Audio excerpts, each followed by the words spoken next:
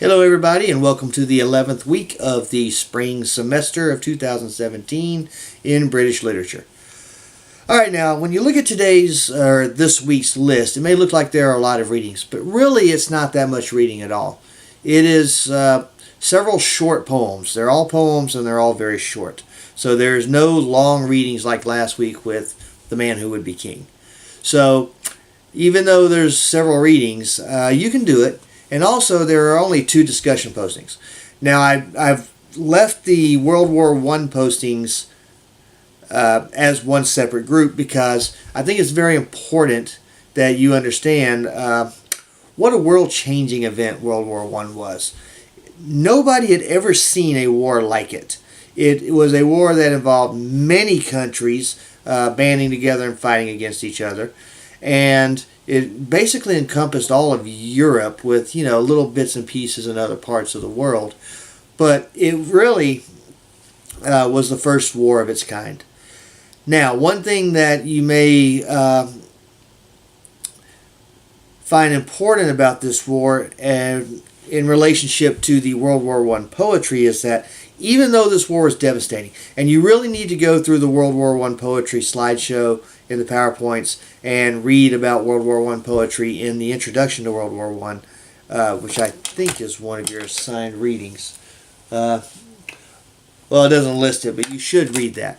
You really should understand what a world-changing event this was, because at the time, it was the one war that had the most casualties. Now, World War II would top it later, but for the time period of the early 20th century, nobody had seen that many fatalities in a single war before. It was the first war to use mechanized weaponry like machine guns. It was the first war to have air warfare on a large scale. It was the first war to have poison gas, and that's going to really be important when you read the poem by Wilfred Owen, Dulce Decorum Est.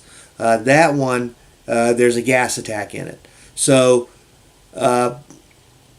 really, World War I was a war that was so horrifying for its time that everybody thought, well, that's it, there'll never be another war again.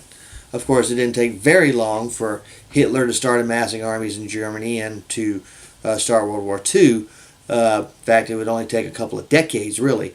But at the time, World War I really shook a lot of people's faith in humanity and in God, if you want to be honest about it. In fact, when you read They by Siegfried Sassoon, you're going to see that it's all about, this priest saying, oh, well, these men came back without legs, but that was just God's will. And he raises the question, was it really? Also, the thing to notice is the Rupert Brooke poem, The Soldier. It's very important to understand, as you read these 3 poets, that World War I barely even touched England. There was a little bit of an uprising in Ireland, and we'll talk about that in a moment with William Butler Yeats. But England in World War I was very much isolated and very much insulated from all the horror that was going on in other parts of Europe, such as France and such as Italy. Those were 2 places where there was a ton of war going on. So, to understand, Rupert Brooke was propaganda. He was the face of World War I. He was a handsome fella. He was a young fella.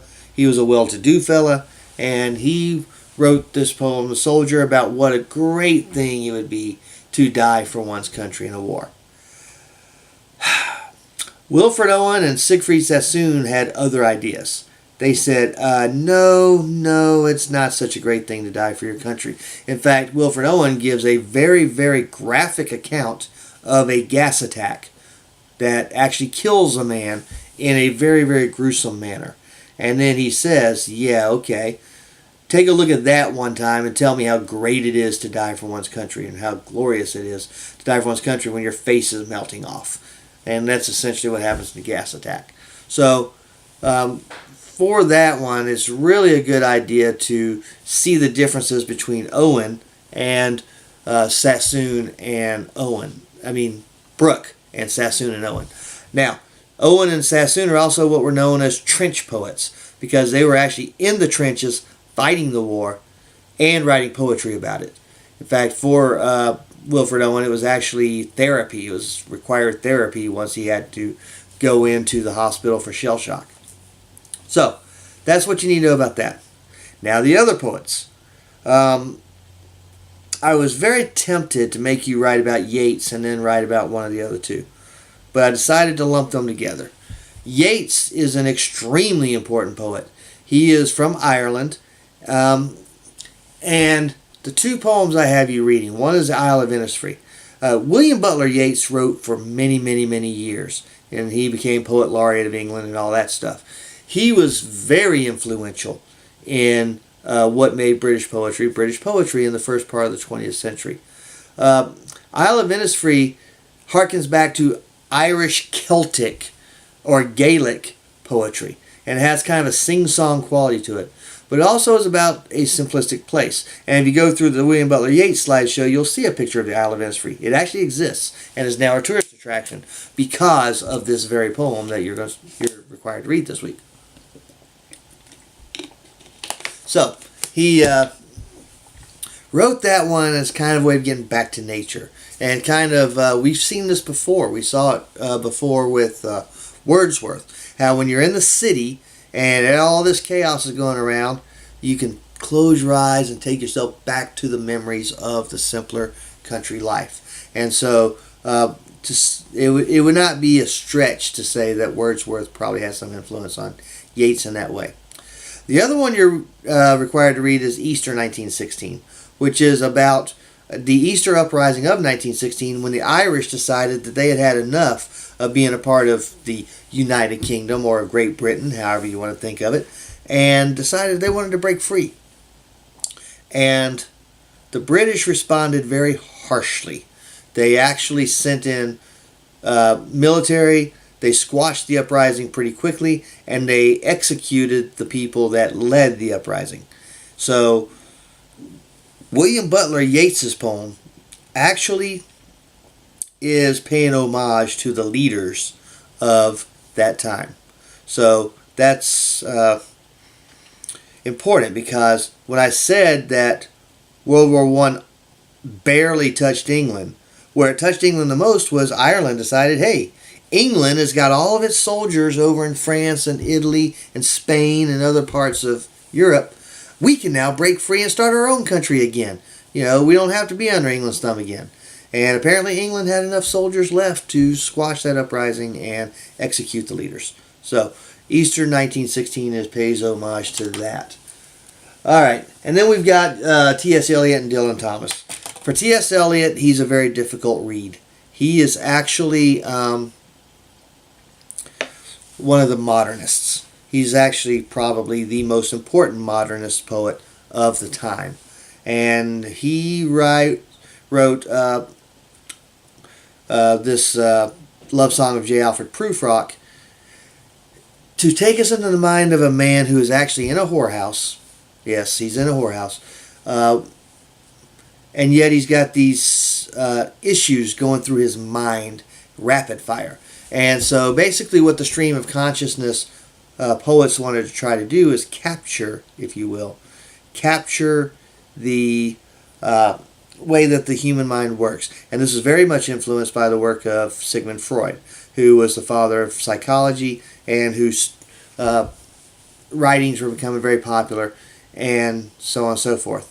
World War I also influenced the modernists because World War I fractured Europe. In fact, it left battle scars on the European landscape that would take years to disappear. And then about the time that happened, World War II started. So, so that fracturing of the human psyche and that fracturing of people and cultures and so on and so forth, the brokenness of it is captured by the modernists, and a lot of that was influenced by World War I. Now, he doesn't mention World War I in Love Song J. Alfred Prufrock, but his thoughts scatter here and scatter there, and they bounce all over the place. But remember, that he is, his narrator is a man who is having tea during tea time in a place where he really shouldn't be. And then Dylan Thomas. He really doesn't fit all that well into the early 20th century poetry, but he doesn't really fit well into any time period. He was kind of his own poet. So even though this poem was written in the 50s, I go ahead and put it in here as a place to put it. Do not go gentle into that good night. Thomas actually died a very young man himself, but he wrote this poem for his father, who was hanging on to dear life. And in this poem, darkness is death and light is the life. And the dying of the light means the dying of the man. So he's saying, hey, fight, father, fight. Rage against the dying of the light. Don't go out with a whimper. Don't go out quietly.